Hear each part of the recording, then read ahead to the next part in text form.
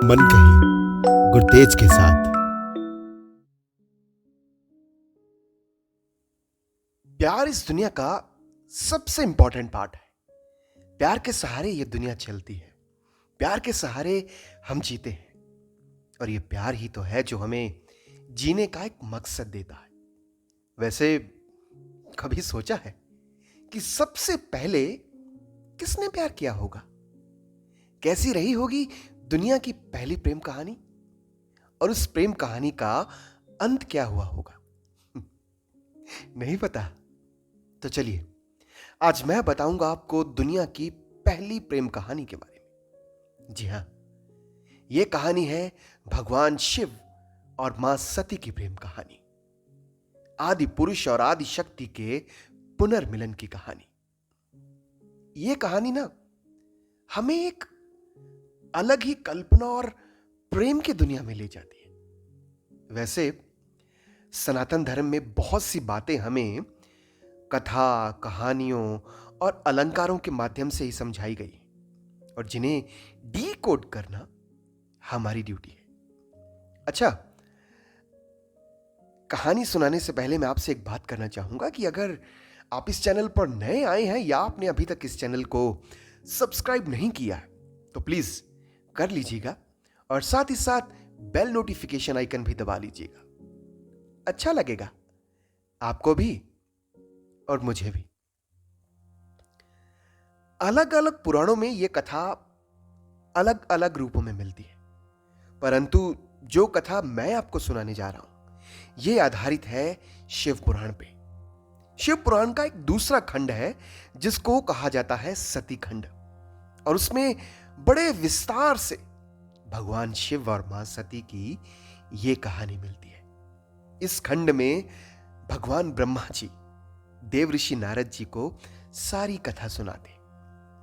कहानी शुरू होती है भगवान ब्रह्मा के पुत्र दक्ष से, जिसे दक्ष महाप्रजापति भी कहा जाता है। जब यह दुनिया बनी तो इस दुनिया को आबाद करने की जिम्मेदारी दी गई दक्ष को और इसके लिए सबसे पहले दक्ष ने मां जगदंबा की आराधना की, उनको अपनी पुत्री के रूप में पाने के लिए। क्षीर सागर के तट पर उन्होंने यह तपस्या आरंभ की। दक्ष ने अपने मन को संयम में रखकर और बड़े कठोर व्रत का पालन करते हुए शौच और संतोष आदि नियमों से युक्त होकर 3000 दिव्य वर्षों तक तप किया। और फिर एक दिन मां जगदंबा ने प्रसन्न होकर उन्हें दर्शन दिए।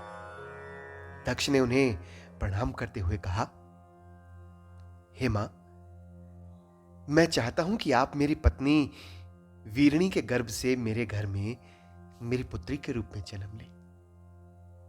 मां ने कहा, ठीक है, किंतु मेरा भी एक प्रण है। यदि कभी तुम्हारा मेरे प्रति आदर कम हुआ तो उसी समय मैं अपने इस शरीर को त्याग दूंगी और अपने स्वरूप में लीन हो जाऊंगी या दूसरा शरीर धारण कर लूंगी। दक्ष ने कहा, जो आज्ञा मां। तब कुछ समय के पश्चात मां जगदंबा ने उनके घर पुत्री के रूप में जन्म लिया। सब और खुशियां फैली। उनका नाम रखा गया उमा। वो अपने पिता दक्ष के नाम से दक्षायनी के नाम से भी जानी गई। वैसे कुछ और धर्म ग्रंथ हैं जिनमें मां सती की और बहनों का जिक्र भी आता है, किंतु हम यहां मां सती की कथा पर ही फोकस करेंगे। ठीक है। जब मां सती बड़ी हुई तो राजा दक्ष ने अपने पिता भगवान ब्रह्मा से उनके विवाह के बारे में बात की। वो उनके पास गए और कहा, पिताजी, सती का विवाह किसके साथ किया जाए? तब वो बोले, हे दक्ष, सती तो मां आदि शक्ति की अवतार है और भगवान शिव आदि पुरुष, इसलिए भगवान शिव ही उनके लिए योग्य और उचित वर है। उधर मां सती भी चाहती थी कि उनका विवाह भगवान शिव से हो। वो भगवान शिव को वर के रूप में पाने के लिए निरंतर उनकी आराधना करती रहती। राजसी सत्ता और विलासता से दूर रहकर। मां सती ने बहुत कठोर तप शुरू किया। वैसे एक लोटे जल से प्रसन्न हो जाने वाले बाबा भला उसकी कठोर तपस्या से प्रसन्न क्यों ना होते। भगवान शिव ने मां सती को एक दिन प्रत्यक्ष दर्शन दिए। पता है, जब उन्हें दर्शन दिए तो उनके 5 मुख थे। प्रत्येक मुख में 3-3 नेत्र थे और भल देश में चंद्रमा शोभा दे रहा था। कंठ में उनके नील चिन्ह था।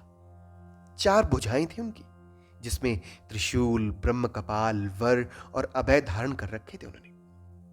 मां सती तो उनको देखकर अपनी सुध बुध ही खो बैठी। भगवान शिव ने बार बार कह रहे थे, वर मांगो सती, वर मांगो सती, पर सती के गले से शब्द ही नहीं निकल रहे थे। बस अंत में इतना कहा,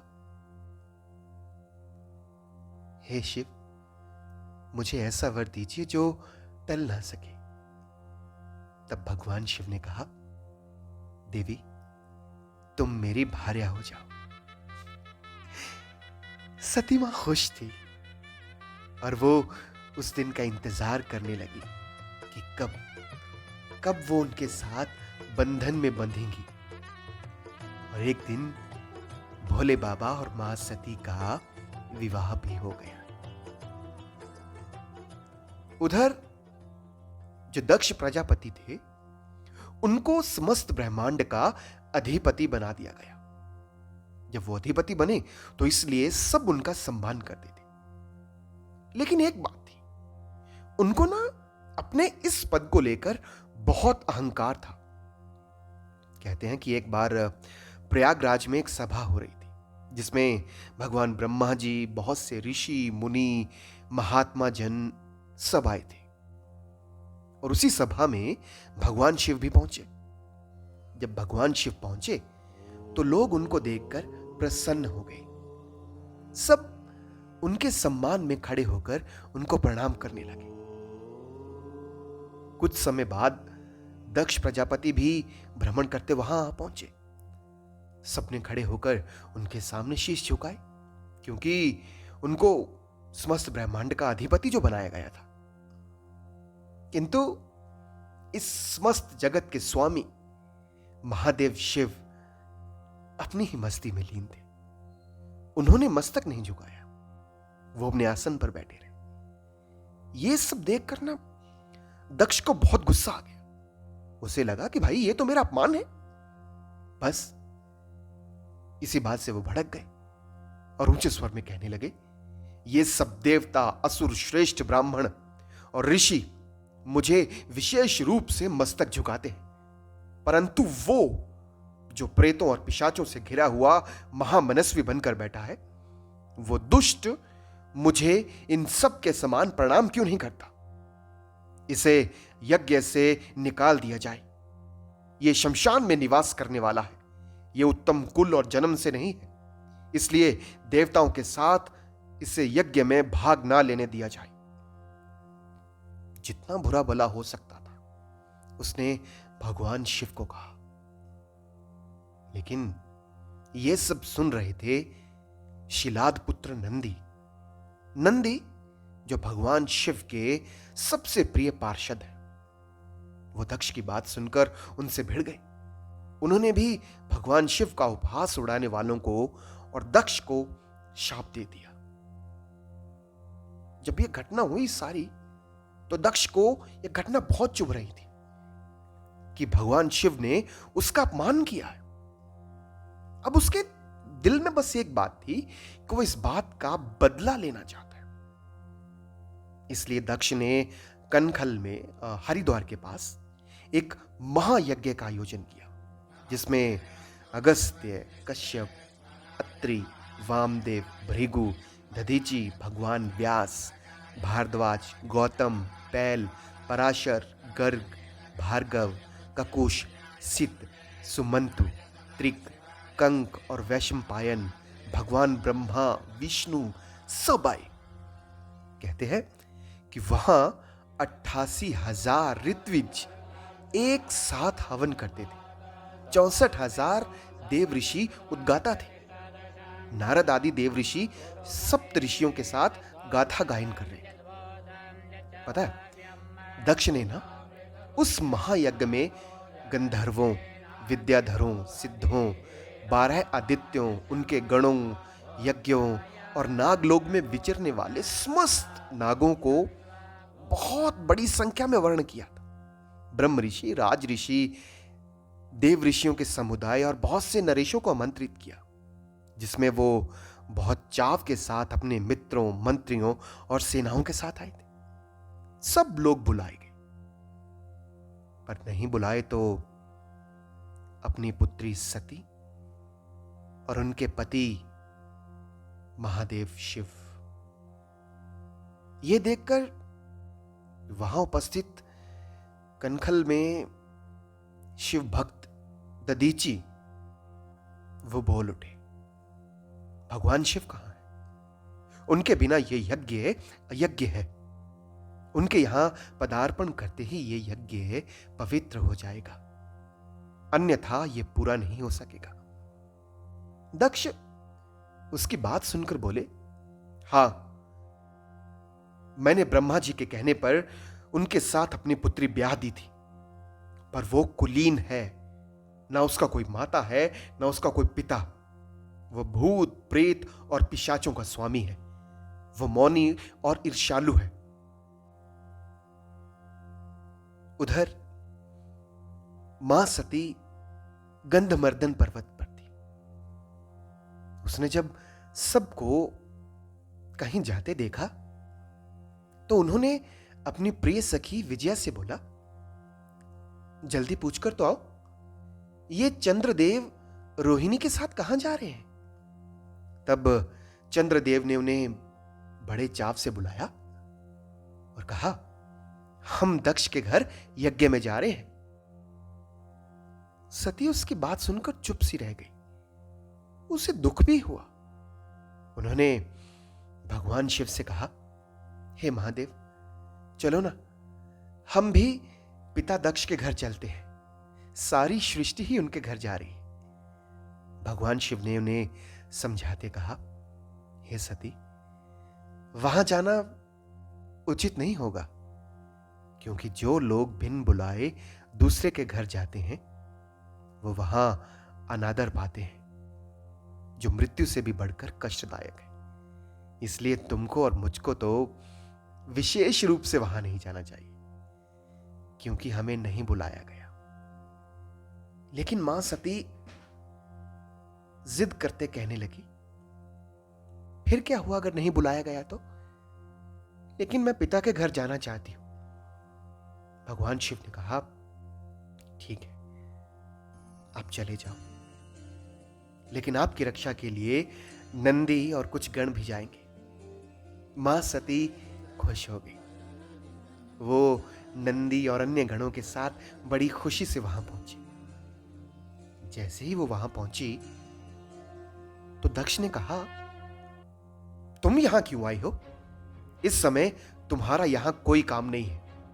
तुम जाओ या ठहरो, ये तुम पर निर्भर है। मैंने तुम्हें इसलिए आमंत्रित नहीं किया क्योंकि तुम्हारे स्वामी शिव को शास्त्र का ज्ञान नहीं है। वो उद्दंड और दुरात्मा है। मां सती को अपने पिता की ये सब बातें बहुत चुभी।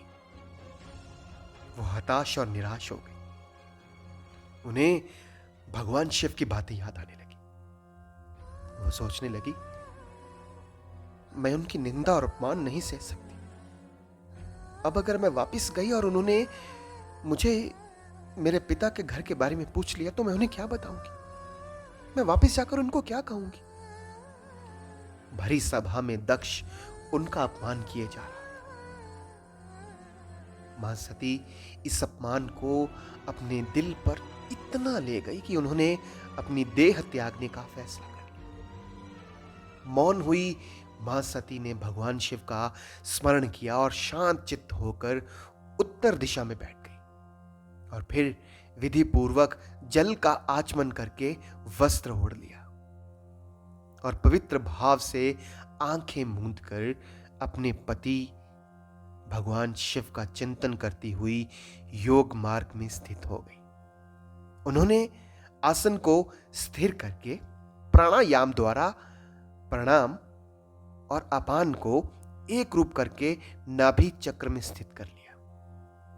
फिर उड़ान वायु को बलपूर्वक नाभि से ऊपर उठाकर बुद्धि के साथ साथ हृदय में स्थापित कर लिया और फिर उस हृदय स्थित वायु को कंठ मार्ग से भ्रुकुटियों के बीच में ले गई। अपने शरीर को त्यागने की इच्छा से सती ने संपूर्ण अंगों में योग मार्ग के अनुसार वायु और अग्नि की धारणा की।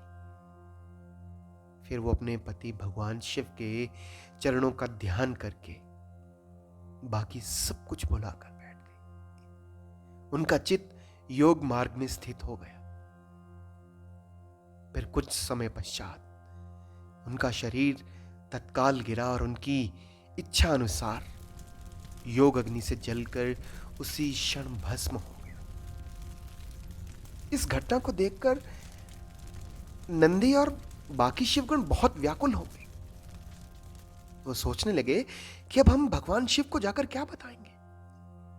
कुछ गणों ने तो इस बात को ना सहते हुए मां सती के साथ वहीं अपना शरीर त्याग दिया और कुछ ने लड़कर वहीं वीर गति प्राप्त कर ली। तभी वहां आकाशवाणी हुई, हे दक्ष, तुमने आदि शक्ति मां जगदंबे और परम पिता शिव का घोर अपमान किया है, इसलिए अब तुम्हें इसके गंभीर परिणाम भुगतने पड़ेंगे। उधर जब कुछ गण वापिस भगवान शिव के पास पहुंचे तो उन्होंने मां सती के देह त्यागने की सारी घटना बताई। तब भगवान शिव ने देवऋषि नारद को याद किया, क्योंकि असल में वहां सब कुछ क्या हुआ था इस सारी घटना को बताने के लिए कहा। उन्होंने उनको सारी बात सच सच वैसे ही बता दी। ये सुनकर लोक संहारी शिव ने बहुत भारी क्रोध प्रकट करते हुए अपने सर से एक जटा उखाड़ी और उसे रोषपूर्वक पर्वत के ऊपर दे मारा। जैसे भगवान शिव ने फटका तो उस जटा के 2 टुकड़े हो गए और उसमें से प्रलय के समान भयंकर आवाज आई। उस जटा के पूर्व भाग से महाभयंकर महाबली 1000 भुजाओं वाले वीरभद्र प्रकट हुए और जटा के दूसरे भाग से महाकाली प्रकट हुई। वो बहुत भयंकर दिखाई पड़ते थे दोनों। वो करोड़ों भूतों से घिरी हुई थी महाकाली। दोनों भगवान शिव के सामने हाथ जोड़कर खड़े हो गए। वीरभद्र ने कहा, प्रभु आज्ञा दीजिए, आप आज्ञा दे तो मैं एक ही क्षण में इस ब्रह्मांड को भस्म कर दूंगा। तब भगवान शिव ने उनसे दक्ष से मां सती का अपमान का बदला लेने के लिए कहा। भगवान शिव की आज्ञा पाकर वो मां सती के अपमान का बदला लेने चल पड़े। उनके साथ करोड़ों महावीरगण, लाखों पार्षदगण, जो सब भगवान शिव के स्वरूप के समान थे, वो वीरभद्र के आगे और पीछे चल पड़े। वीरभद्र भगवान शिव के समान ही वेशभूषा धारण किए रथ पर बैठकर यात्रा कर रहे थे। उनके शरीर से नागराज लिपटे हुए थे। वो बहुत भयंकर और प्रबल दिखाई पड़ते थे।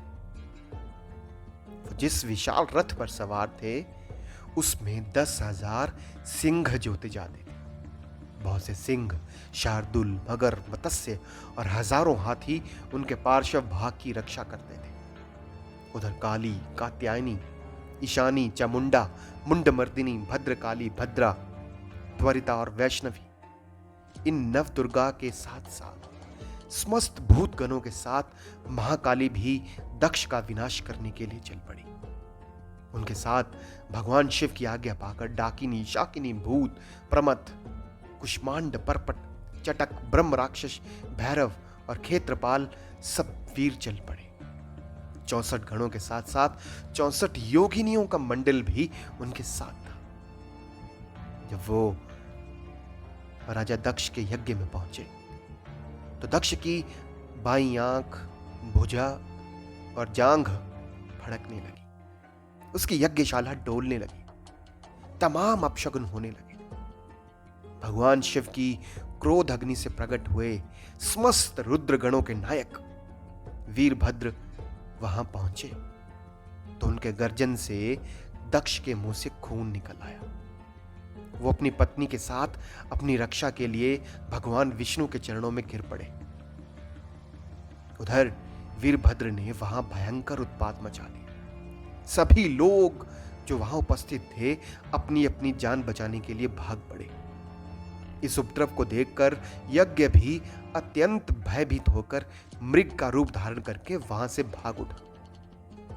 जब वह आकाश मार्ग से भाग रहा था तो वीरभद्र ने उन्हें पकड़ लिया और उसका मस्तक काट डाला। उन्होंने कई मुनियों देवताओं के अंग भंग कर दिए, कईयों को मार डाला।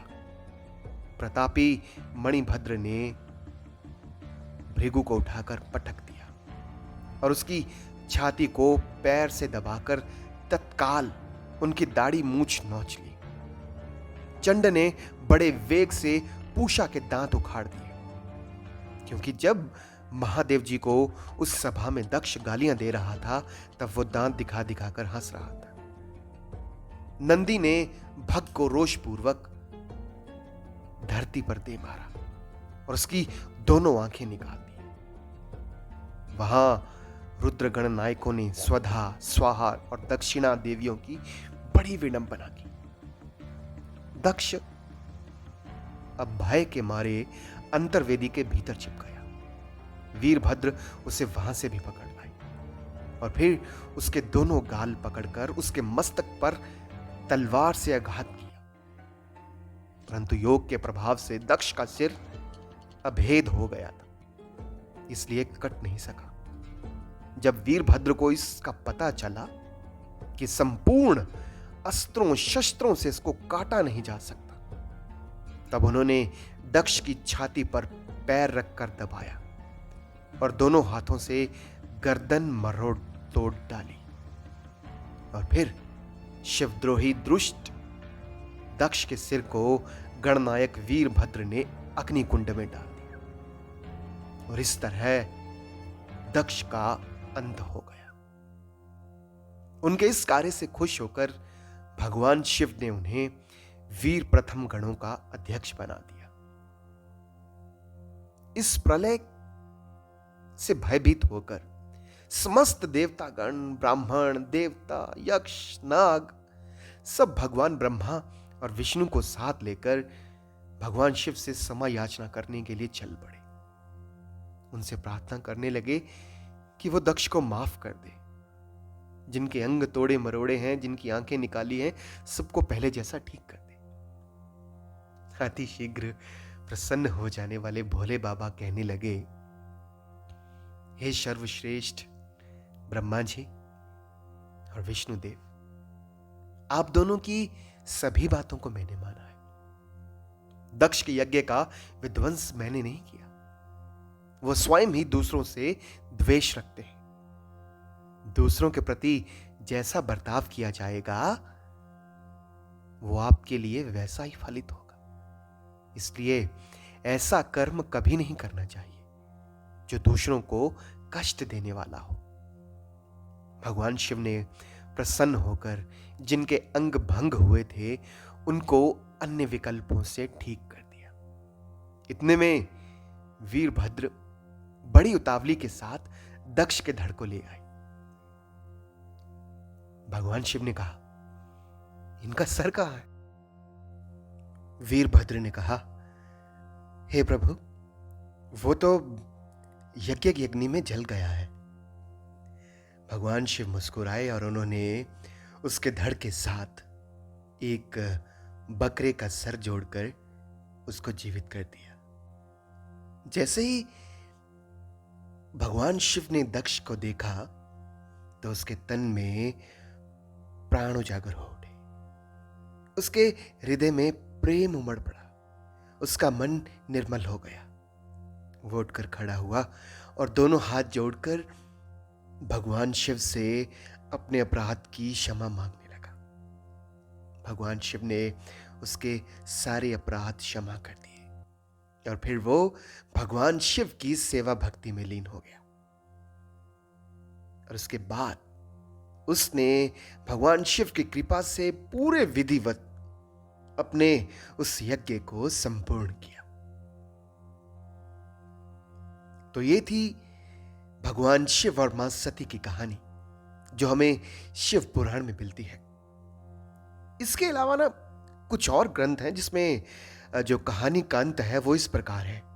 वो कहते हैं कि मां सती जब अपने पिता दक्ष के घर गई तो उन्होंने उनका और उनके पति भगवान शिव का बहुत अपमान किया।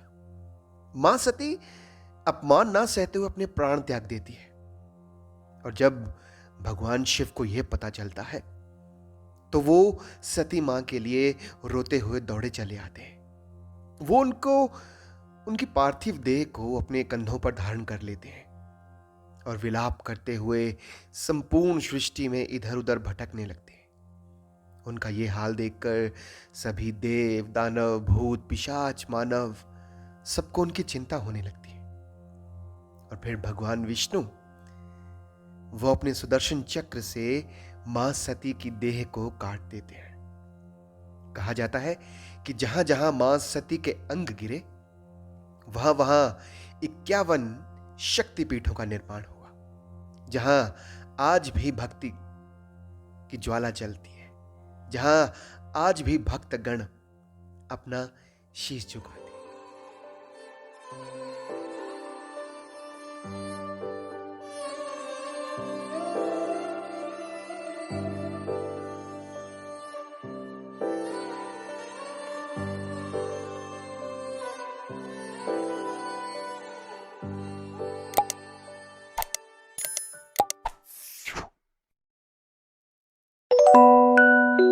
मन कही गुरतेज के साथ।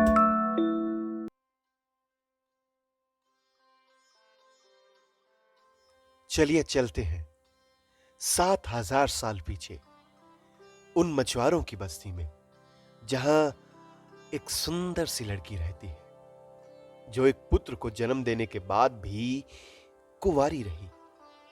पता है, उस लड़की ने एक मछली के पेट से जन्म लिया था और वो मछली एक शापित अप्सरा थी। और वो लड़की इतनी सुंदर थी कि ऋषि हो या राजा, जो भी उसे देखता उस पे मोहित हो जाता। और बड़ी होकर उसी मछुआरों के घर की लड़की सत्यवती ने हस्तिनापुर की सत्ता संभाली, जिसे बाद में योजनगंधा के नाम से भी जाना गया। उस दिन एक युग का अंत होने जा रहा था। भीष्म, विदुर, सैनिक, पांडव, कौरव सब उसके पीछे पीछे चलते मुख्य द्वार तक उसको विदा करने जा रहे थे। उसे जिसने हस्तिनापुर को बांधे रखा, जिसने उसकी हदों का, सरहदों का विकास किया और जिसकी मूल इच्छा के कारण आज वो सब त्याग कर जा रही थी। वेदव्यास की कही बातें उसके कानों में गूंज रही थी। हे मां, दुर्योधन आदि कौरवों के अन्याय से सारी पृथ्वी अति शीघ्र ही वीरों से शून्य हो जाएगी। इसलिए आप योग का सहारा लेकर यहां से चले जाओ, तपोवन में निवास करो। और आज वो अपने पीछे राजसत्ता, राजसी वस्त्र, एक विशाल इतिहास छोड़कर वनों को जा रही थी। सत्यवती इस विशाल महाकथा की केंद्र बिंदु है, क्योंकि अगर सत्यवती ना होती तो देवव्रत कभी भीष्म ना बनता और ना कभी सत्ता के लिए भाइयों में संघर्ष होता। चलो, मैं आपको ना महाभारत के आदि पर्व में आती एक कहानी सुनाता हूं। एक बार छेदीराज वसु थे, जिन्हें राजा उपरिचर भी कहा जाता था। उनकी पत्नी थी गिरिका। एक बार जब वो शिकार करने के लिए जंगल में गए तो वहां काम अग्नि से उत्तेजित हो उठे। उन्होंने अपने वीर्य को व्यर्थ जाने से बचाने के लिए पुत्र उत्पत्ति वाले मंत्रों से अभिमंत्रित किया और फिर एक पात्र में डालकर शयन नामक पक्षी के द्वारा गिरिका की ओर भेज दिया। पर रास्ते में एक घटना होती है। उसकी लड़ाई एक दूसरे पक्षी से हो जाती है और इसी बीच वो पात्र नीचे बह रही नदी में गिर जाता है और उस वीर्य को ना नदी में रह रही एक मछली निगल लेती है। वही एक शापित अप्सरा अद्रिका, जो भगवान ब्रह्मा जी के शाप के कारण इस रूप में थी। उस नदी के पास मछुआरों की एक बस्ती थी और वहां रहते थे निषाद राज। रोज की तरह जब वो मछली पकड़ने के लिए निकले और जैसे ही उन्होंने जाल फेंका तो वो मछली उनके हाथ लगी, जिसे देखकर वो बहुत खुश हुए कि भाई आज तो बहुत बड़ी मोटी मछली हाथ लगी है। घर आकर जैसे ही उसको चीरा तो उसको देखकर आश्चर्यचकित हो गए। ये कैसे हो सकता है? एक मछली के पेट में एक लड़का और लड़की। पता उन्होंने क्या किया?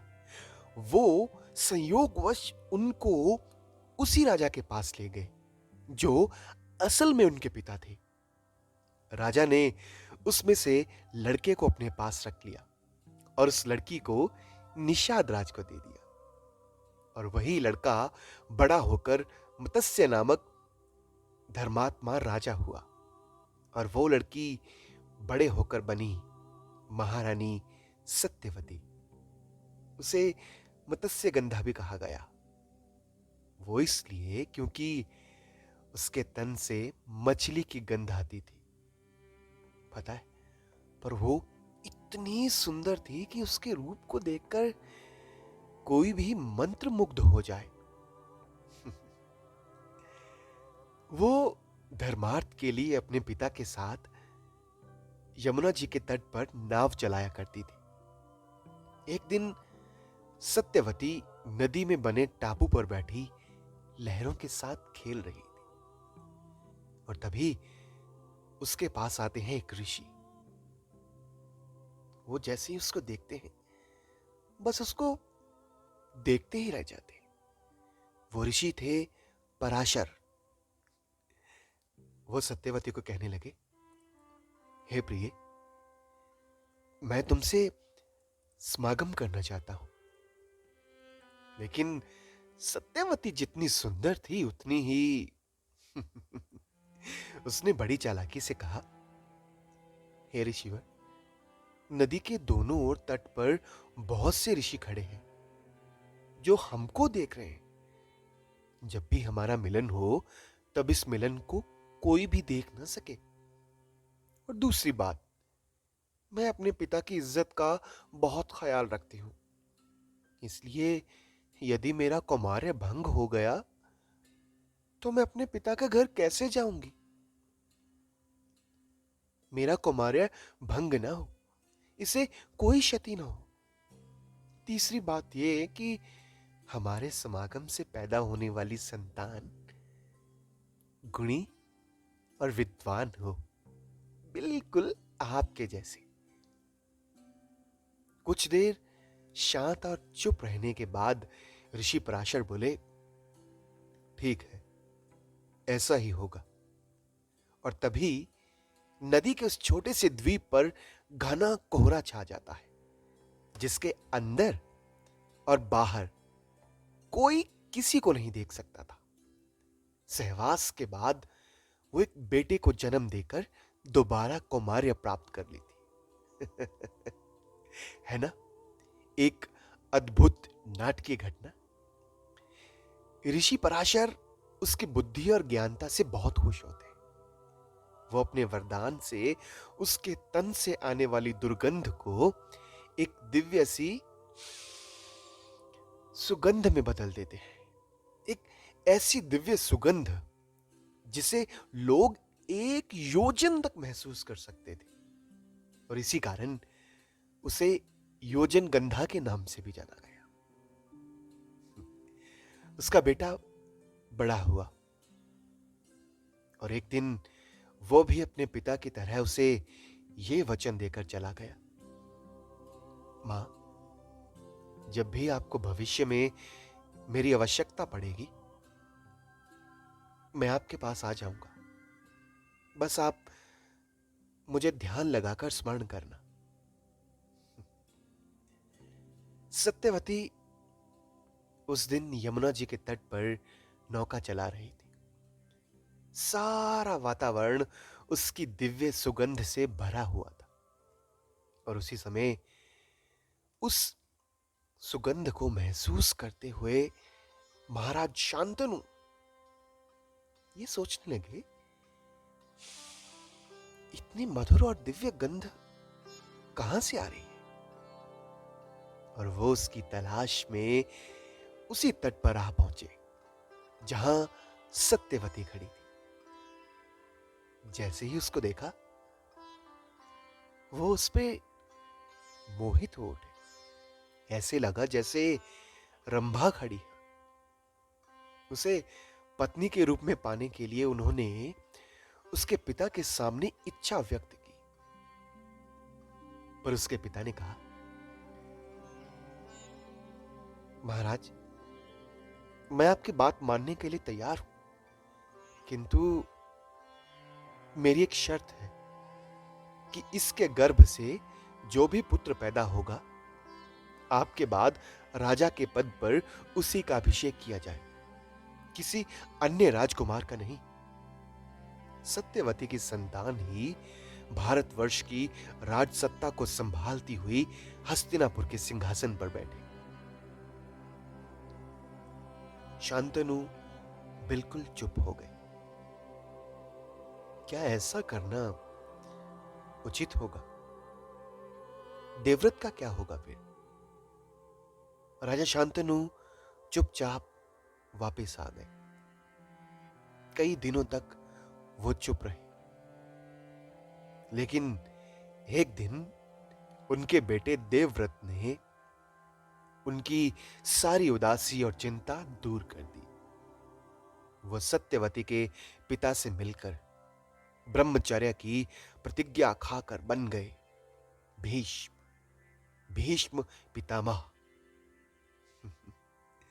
सत्यवती ने बिना लड़े एक महाराज को परास्त कर दिया और महाबलशाली योद्धा को बांध लिया अपने सिंहासन के खूंटे से। वैसे सत्यवती और विपत्तियों का चोली दामन का साथ है। भाग्य उसकी तगड़ी परीक्षा ले रहा था। विवाह के बाद उसे 2 पुत्रों का सुख प्राप्त हुआ, पर पति का साथ और सुख उसे अधिक समय तक नहीं मिला, क्योंकि कुछ समय पश्चात महाराज शांतनु काल का ग्रास बन गए और फिर वो अकेली रह गई। उसे चिंता होने लगी थी कि उसके बाद इस सिंहासन पर कौन बैठेगा, क्योंकि उसका दूसरा बेटा वचित्रवीर्य शारीरिक तौर पर इतना कुशल नहीं था कि उसको कोई विवाह के लिए अपनी बेटी दे दे, और उसका पहला बेटा अपने हम नाम से एक दूसरे राजा के साथ युद्ध करते हुए मारा गया था।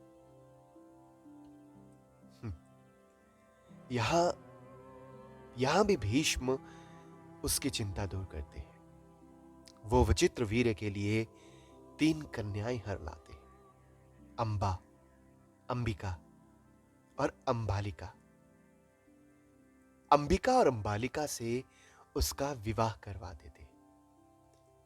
राज दरबार में उस दिन खूब वीणा बजी, नृत्य प्रस्तुत किए गए, नटों ने अपनी पेशकारियां दी, भर भर के गरीबों और ब्राह्मणों को दान दक्षिणा दी गई। लेकिन लेकिन होता वही है जो भाग्य चाहता है।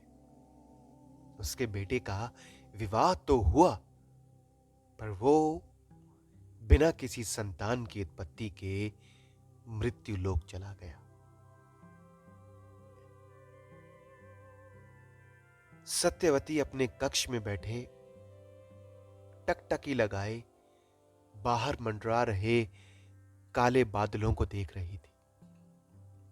2 दिन से सारे आसमान में झुरमट डाल रखा था, पर बरसे अभी तक नहीं थे।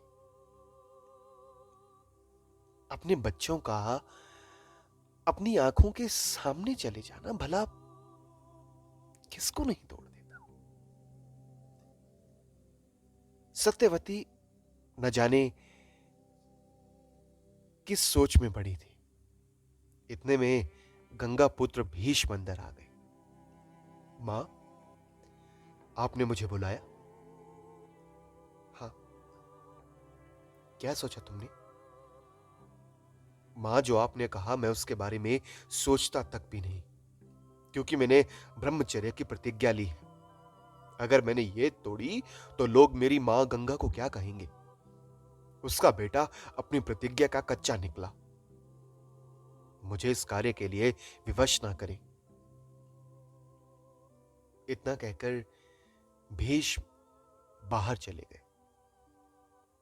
भीष्म, रुको, मेरी बात सुनो। तुम्हें मेरी बात माननी पड़ेगी, इस सिंहासन के लिए, इस सत्ता के लिए और इस हस्तिनापुर के लिए। सत्यवती चिल्ला चिल्लाकर उसको पीछे से बोलती रही। बाहर मंडरा रहे बादलों ने अब बरसना शुरू कर दिया था।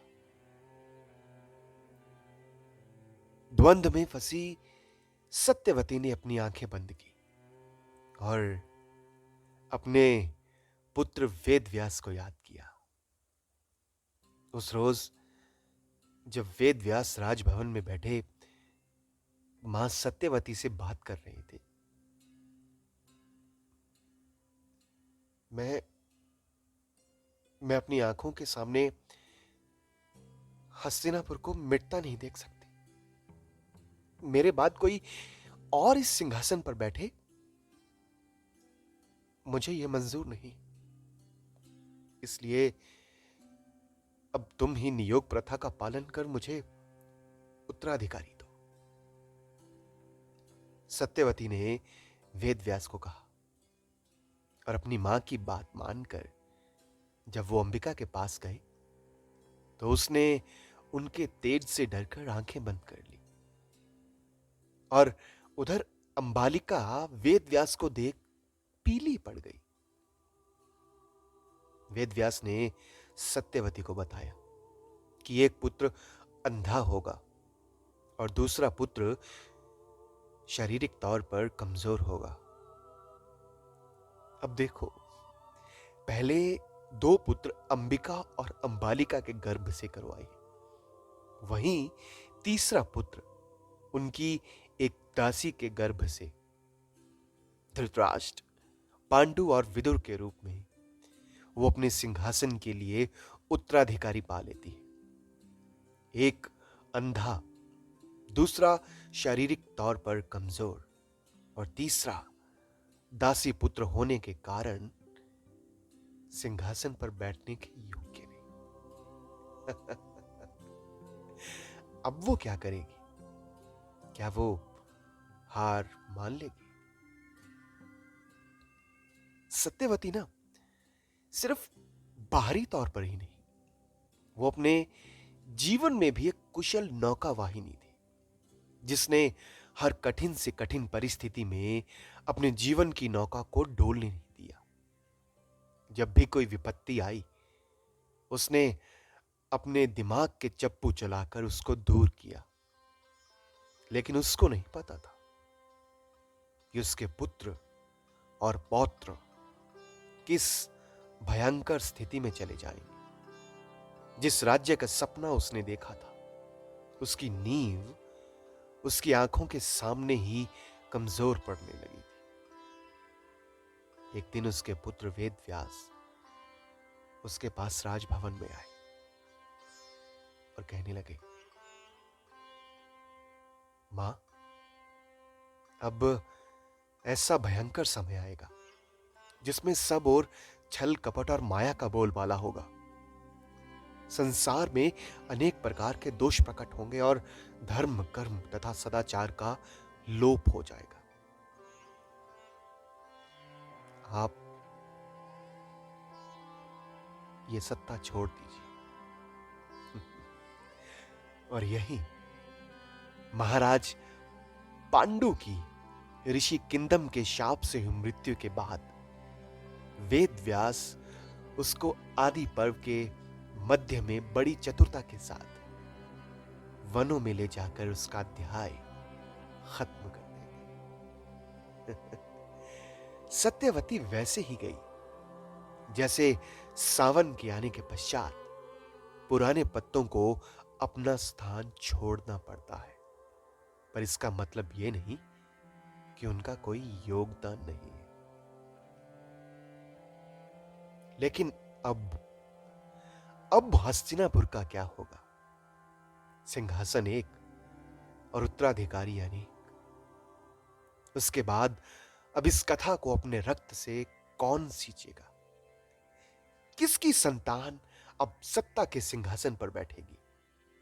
सत्यवती के बाद अब कौन? यह जानने के लिए जुड़े रहे आप।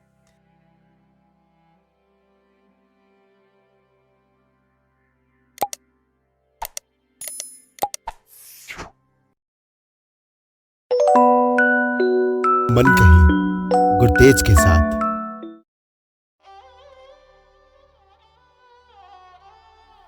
भारी और उदास कदमों के साथ वो चले जा रहा था। उसके मन में बहुत सी बातें, बहुत से प्रश्न घूमते जा रहे थे। सैनिकों की उपहास भरी हंसी उसके दिल को चीरे जा रही थी।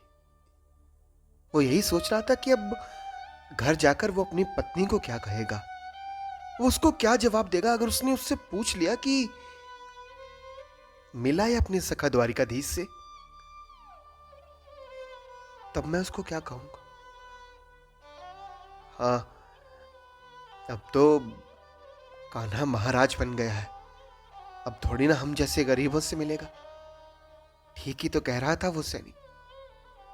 पहले खुद को देखो, कहां तुम और कहां महाराज कृष्ण आए बड़े। उसके सब भाव और सपने टूटकर उसके पांव में चुभे जा रहे थे, जिनको दिल में लेकर वो बड़े चाव से इतने सालों बाद अपने सखा से मिलने आया था। ठीक है, मैं जा रहा हूं, लेकिन अपने महाराज से कह देना कि सुदामा आया था, संदीपनी ऋषि के आश्रम वाला।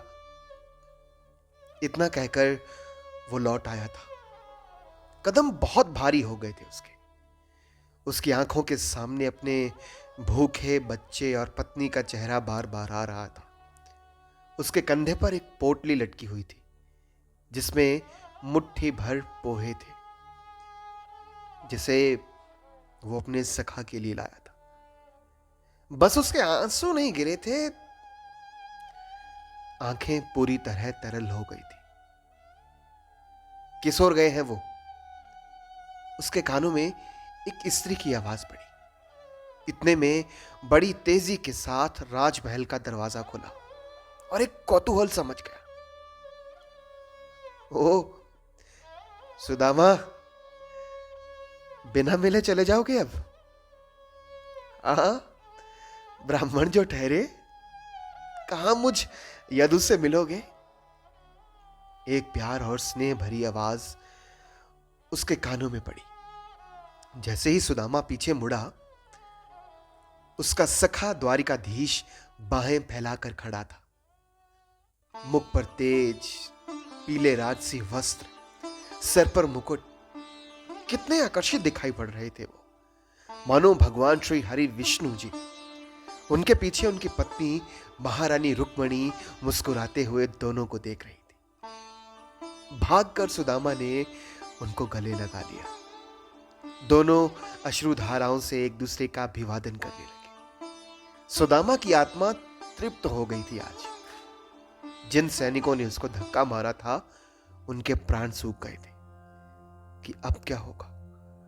बाकी सभी लोग ध्यान से देख और सोच रहे थे, ये कौन है एक गरीब सा ब्राह्मण, फटे पुराने कपड़े, फटी एड़ियां, जिसको महाराज श्री सूचना मिलते ही दौड़े चले आए, वो भी नंगे पांव। पर वो ये देख नहीं सके कि यहां एक राजा नहीं, एक सखा अपने सखा से मिल रहा है। जहां अपनापन और दोस्ती होती है ना, वहां धन और पदवी आड़े नहीं आती। राजमहल के अंदर की चकाचौंध और व्यवस्था को देखकर सुदामा चकित सा रह गया। मां रुक्मणी ने बड़े प्यार से उन्हें एक सिंहासन पर बिठाया। दासियां भी सोचे जा रही थी, ये कौन है जिसकी सेवा में आज महारानी जी स्वयं लगी है। सुदामा ने कहा, मैं आपका ये ऋण कहां उतारूंगा। इतना कहकर उसकी आंखों में आंसू भर गए। रुक्मणी और कृष्ण जी दोनों एक दूसरे की ओर देखने लगे। मां रुक्मणी बोली, आप ऐसा कहे हमें और ज्यादा। इतने में एक सेवक दूध और गुलाब की पत्तियों से युक्त जल का एक बड़ा सा पात्र लेकर आया और वहां रखते हुए कहा, महाराज जल तैयार है। सुदामा अपने दोस्त कान्हा को बोलने लगा, महाराज द्वारिकाधीश। कान्हा जी ने उसकी बात काटते हुए मुस्कुराते हुए कहा, अच्छा, हम कब से आपके लिए महाराज हो गए? आप हमें कान्हा ही कहिए। बहुत सालों से इस नाम से हमें किसी ने नहीं पुकारा। कान तरस गए ये नाम सुनने के लिए। ठीक है कान्हा। इतना कहकर सभी के मुंह पर मुस्कुराहट ने अपना प्रभुत्व कायम कर लिया। उस दूध युक्त जल से श्री कृष्ण और मां रुक्मणी जी ने बड़े प्यार और स्नेह के साथ उसके पांव धुलवाए, उसकी आओ भगत की। आप दोनों बैठकर बातें और आराम कीजिए, मैं भोजन का प्रबंध करती हूं। इतना कहकर मां रुक्मणी जी बाहर चली गई। मुझे तो लगा था कि आप मुझे पहचानोगे नहीं। आप नहीं, तुम बोलो मुझे। हाँ, पर अब तो तुम महाराज बन गए हो ना। लोगों के लिए हूं, तुम्हारे लिए तो अब भी वही हूं, कान्हा। और ये क्यों सोचा कि पहचानूंगा नहीं? याद है उस दिन जिन हम विज्ञान की कक्षा के बाद जंगल में गए थे, तब मैंने वादा किया था कि मैं जहां भी रहूंगा तुम्हें नहीं भूलूंगा। हाँ कान्हा, तुम बिल्कुल नहीं बदले। दोनों खुलकर हंस पड़े।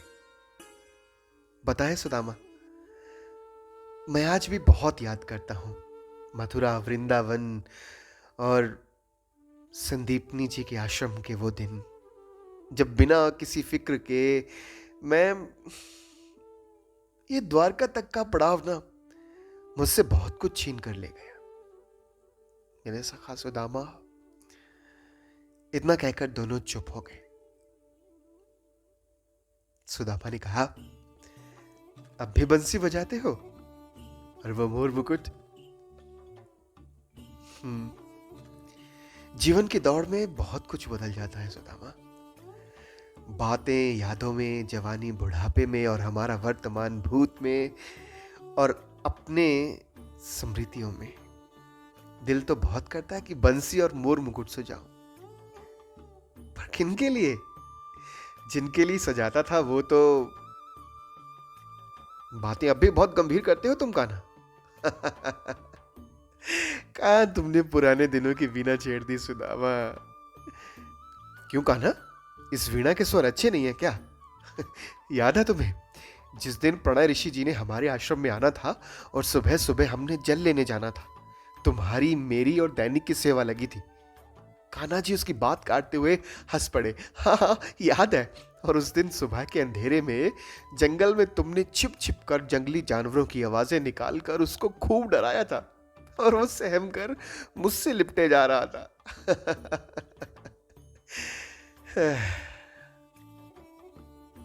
सुदामा, तुमने कभी मुझे याद क्यों नहीं किया इतने साल? भूला कब था? फिर मिलने क्यों नहीं आए?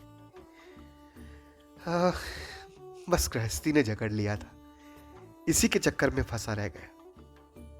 अच्छा चलो बताओ, कैसी है तुम्हारी गृहस्थी, तुम्हारी धर्म पत्नी और बच्चे? सुदामा ने झिझकते हुए कहा, "आ, सब ठीक है।" कान्हा जी भाप गए थे कि पास पड़ी पोटली को उठाते उन्होंने कहा, इसमें क्या लाए हो सुदामा? अब वो से क्या कहे, क्या बताए, जिसकी थाली में 56 तरह के पकवान परोसे जाते हो, उसके लिए यानी कि कान्हा जी के लिए वो मुट्ठी भर पोहे लाया है। सुदामा ने कान्हा जी के हाथ से पोटली ले ली। क्या सोचने लगे तुम? लाओ इधर दो मुझे। जैसे ही वो पोटली खोली तो पोहे देखकर कान्हा जी खुश हो गए। पोहे? ये मेरे लिए लाए हो? सुदामा ने हाँ में सर हिला दिया। हाँ, तुम्हारी भाभी ने भेजे हैं तुम्हारे लिए।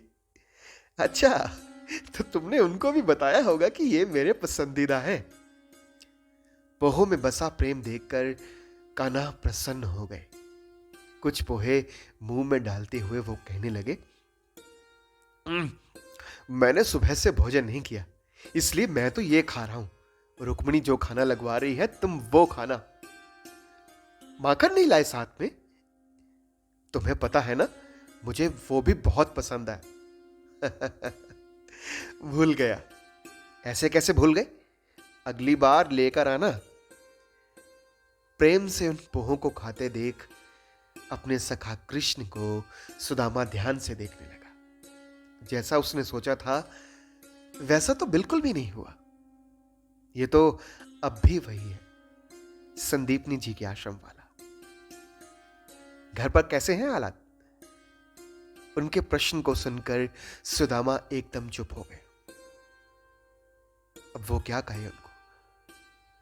वो बस ठीक ही है।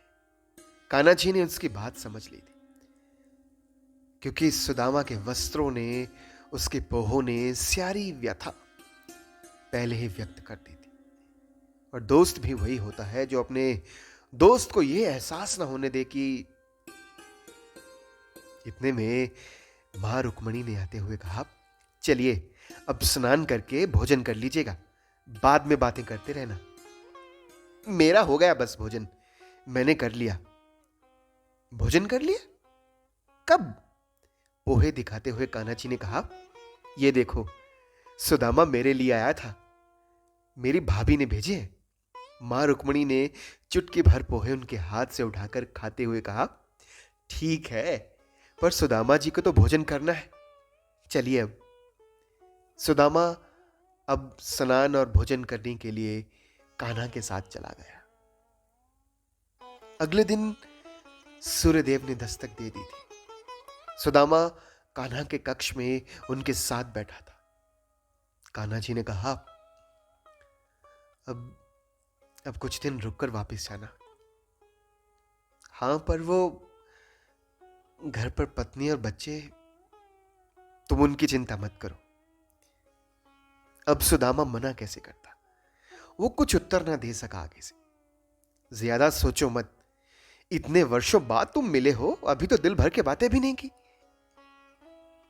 मैं ना कुछ कहना चाहता हूं कान्हा, जिसके लिए मैं, जो कहना है बाद में कहना, अभी तुम मेरी ही सुनो। उसके सामने रेशमी वस्त्र रखते हुए कान्हा ने कहा, ये पहन लो। मैं ये? हाँ, तुम ये। सुदामा झिझकता भी रहा, पर कान्हा का स्नेह पाकर वो अपने दुख भूल गया था। रुक्मणी मां की सेवा को बार बार दिल में नमन करता रहा। फिर वो सोचता कि मैं तो कुछ भी नहीं लाया उसके लिए। सुदामा ने जब वो वस्त्र पहने और सामने आए तो कान्हा ने कहा, अरे वाह ब्राह्मण देवता, आप तो साक्षात इंद्रदेव लग रहे हो इन वस्त्रों में। सुदामा, आज तुमने मुझे धन्य कर दिया। तुमने मुझे बहुत कुछ दिया। निश्चल प्रेम, अतीत की यादें, प्यार भरी बातें और मेरा प्यारा सखा जो मुझे बहुत प्यार करता है। और भी बहुत कुछ जो द्वारिका की गलियों में, राजमहल में मुझे नहीं मिला कब से। रुको, मैं अभी आया। कुछ देर बाद जब कान्हा उसके सामने आए तो सुदामा भी उनको देखकर सन्न रह गए। उसके सामने अब असली वाला कान्हा खड़ा था, जिसको वो जानता था।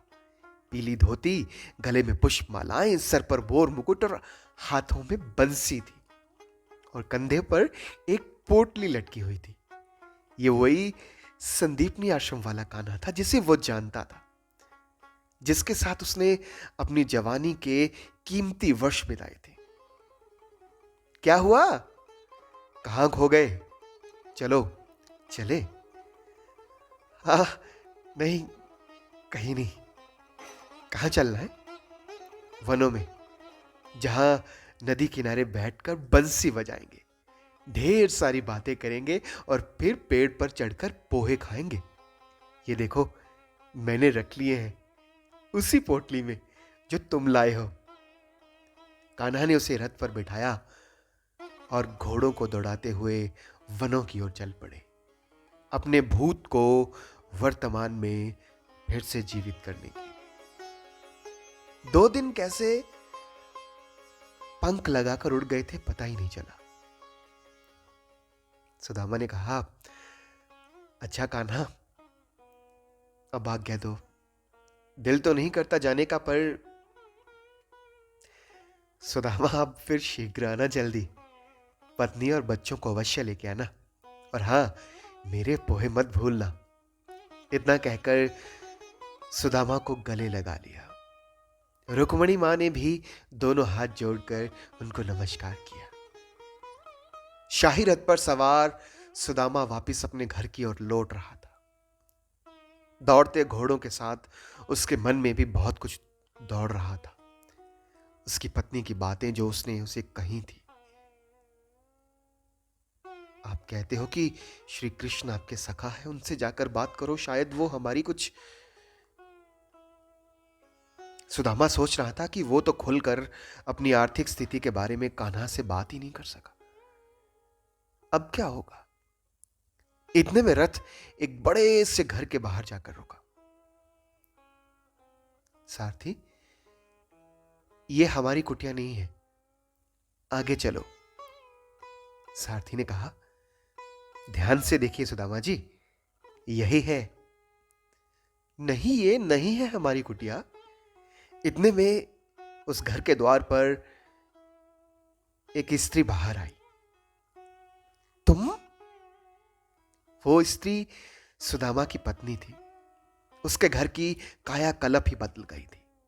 उसकी पत्नी अच्छे वस्त्र पहनी हुई थी। ये किसने?